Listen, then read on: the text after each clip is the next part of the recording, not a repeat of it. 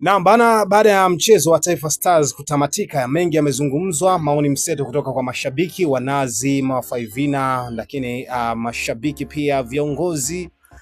pamoja na majopo mbalimbali yanayohusiana na masuala ya kimichezo yamezungumza mengi sana. Lakini kikubwa ni kwa namna ambavyo Stars ilikuwa imewekewa asilimia kubwa ya kufungwa magoli mengi, lakini ikafanya tofauti na vile ambavyo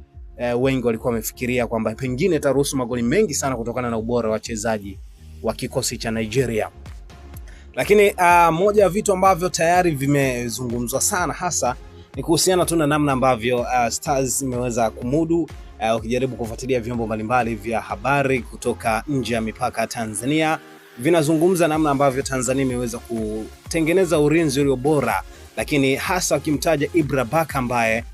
kwa namna moja ama nyingine alikuwa mstari wa mbele sana kuweza kumhimili ama kumkaba vizuri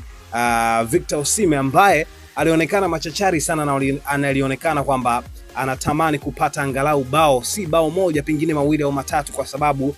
pengine akawa mfungaji bora kama angejikusanyia magoli yake matatu au mawili katika mchezo wa jana. Lakini mambo yakawa ndivyo sivyo, kutokana na kwamba kila jitihada ambazo alikuwa anazifanya zilikuwa zinaangukia kwenye mikono ya Ibra Baka, aidha Bakari Nondo Mwamnyeto ama Shomari Kapombe ama wachezaji wengine ambao walikuwa kwenye sehemu ya ulinzi na kuweka sehemu salama zaidi Stars. Lakini nje na hapo, Osimhen alionekana kuchukizwa na kile ambacho kilifanywa na mwalimu wake, hasa kufanyiwa sabu ikiwa ni dakika 85 hivi, na kuonekana kwamba amechukia kwa sababu alitaka kuipambania Nigeria hadi dakika 90, hadi kipenga cha mwisho cha mwamuzi Dahane Beida atakapotamatisha na yeye ndo aseme kwamba hapa shughuli yangu imeishia. Lakini mambo yalikuwa tofauti. Mwalimu akaamua kumuingiza mchezaji mwingine ambaye binafsi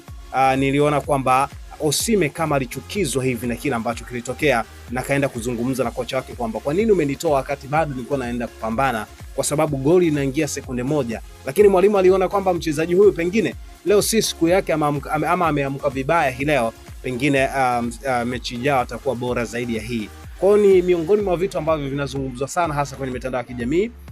lakini si Tanzania tu, hata nje ya Tanzania, kwa sababu AFCON ukizungumzia unazungumzia bara la Afrika zima. Lakini sio hivyo tu, kwa sababu kuna wachezaji ambao wanatokea bara la Ulaya, bara la Amerika vile vile, nao wanapata kufuatiliwa na timu zao na watu wengine ambao wako nje ya